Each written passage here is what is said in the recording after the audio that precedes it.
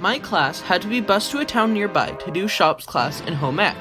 Now, I could talk about home ec, but I don't have any crazy stories there, so we'll focus on the shops class today. Now, of course, we need to know about the teacher, and I guess we'll call him Mr. Harley.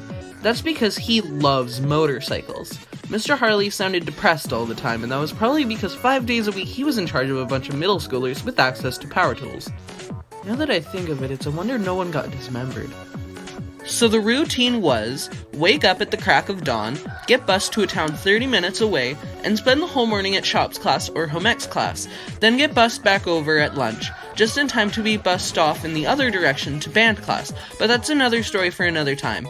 It was a pretty easy routine, and there wasn't really that many shenanigans on it, so I'm not really going to talk about it. So something about Mr. Harley is he had nicknames for a lot of the students. I never got one, but one of my classmates he called Heavy Danger, because she was very clumsy. My friend Jessica, he called Heavy Danger too.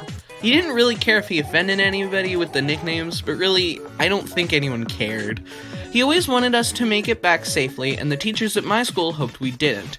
And the reverse when we were at my school. To ensure our safety, he'd always tell us this story. Okay, so in one of the other stupid schools, they bused their stupid kids over to this stupid shop, and one of the stupid girls was extra stupid and put her stupid head up real stupid close to the stupid running drill. And her stupid hair got stuck up in the stupid drill. We had to cut it real stupid close to her head. So the moral of the story, don't be stupid. That's how he reminded us to tuck up our hair and put on our safety glasses. I mean, he didn't use that many stupids, but he should have. Mr. Harley understands the problem with letting a bunch of 12 and 13-year-olds have access to power tools, because he would do most of the work and let us do the finishing touches that don't involve the dangerous power tools. Alright, I cut the wood, shaped the wood, and distributed the wood. And all you have to do is to put it together with wood glue and drywall screws. That way none of you can get hurt, you can go back to school, where you're supposed to be, and I get my paycheck. Most of the time, we would just take a little piece of scrap wood and drill holes in it with a small drill, waiting for him to give us the smallest task. Okay, I cut the wood, and I cut them into the shapes, so please take turn with the drill so I can draw out this class until you have to leave. So I'm sure you all expected some terrible injuries that ruined some poor kid's life, but I'm not bringing up those memories in fear of the PTSDs coming back. Oh god, I'm kidding. Nobody got seriously hurt. One kid got sawdust in his eyes, but he's okay now. There was definitely some weird crap that happened in this class, though. So this middle school, like most middle schools, have peanut restrictions. Actually, a quick side tangent about food restrictions. One time I went to a school for a soccer tournament, and as we were leaving, I tapped my friend Lachlan on the shoulder and point out a sign. And he goes, "Wait, someone's allergic to mangoes here?"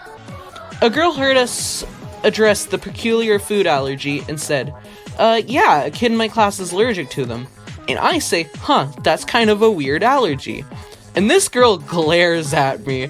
I don't know what I did wrong. I still don't. I wasn't being rude. I was just commenting on how that isn't a common allergy that I know of. I definitely wasn't mocking them. That's just a jerk move. Okay, tangent over. So this school had a peanut allergy restriction in place. One day, Mr. Harley asks, "Do any of you have a peanut allergy?" None of us do, and we told him that, so he says, "Good, because we're doing a contest and the prizes are O'Harry bars." Basically, he wanted us to smuggle out his O'Harry bars because they shouldn't have been there. I never won a chocolate bar. Okay, so this next shop story, which isn't really much about shops, it just happened in the shop class, it actually explains a nickname I have, and it's really, really weird. So, it was a normal shops class, and we were waiting for something to do. Lachlan and Jess were watching a stupid video that I might show if copyrights won't get me in trouble, but they will, so I'll just explain what the video was. Basically, it was a little pink house, and you go and it's inside the house, and this little dog wants to go outside, but the little girl says, "Bruno, my pup, it's cold outside. Come draw a fire by the snowman. A snowman by the fire." A, where and how did they find that? And B, how the heck is the dog supposed to draw a snowman? It doesn't have opposable thumbs. Whatever. So my friends start calling out, "Bruno, Bruno, my pup, Bruno." And I look up, 100% out of confusion, and they start thinking that I came when they called. I'm assuming you can see where this is going. Yeah, now people call me Bruno. Well, just the two of them, but they call me Bruno. Okay, one more story, and this one's my favorite. So in the shop class, for safety purposes, there was a large industrial sink. One time, a classmate turned on the sink, washed his hands or brushes or whatever, but when he goes to turn it off, it doesn't turn off. He jiggles the handle. Nothing. The sink is clogged with paper towel, just like the boys' bathrooms at schools. Those things are disgusting. So it starts to fill. Mr. Harley came in to see the sink overflowing and kids absolutely panicking. Okay, it wasn't overflowing yet, but imagine that scene. Why do I hear screaming? I don't get paid enough for this. So, we had to take a hose and several trash bins and pump the water out until we found a way to turn it off. I don't think we learned anything that day. So, those were my shop stories. I hope you consider subscribing because I would love to hit 300 subscribers with you. And I'll see you guys in the next video. Bye. Wow, you made it to the end of the video. That's awesome. Your prize is getting to hear me talk about updates and stuff. So, I would love it if you guys subscribe because only 29% of you are subscribed. If you all subscribed, I'd be so close to 1K subscribers, and that I get monetized, and I start making money for these dumb internet cartoons.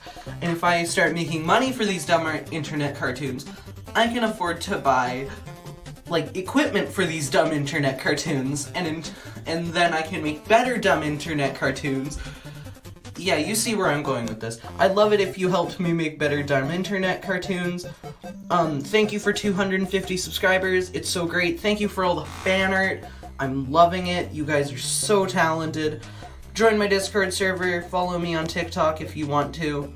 I don't really have any other social medias. But yeah, enjoy the Dr. Mario music I put to the background.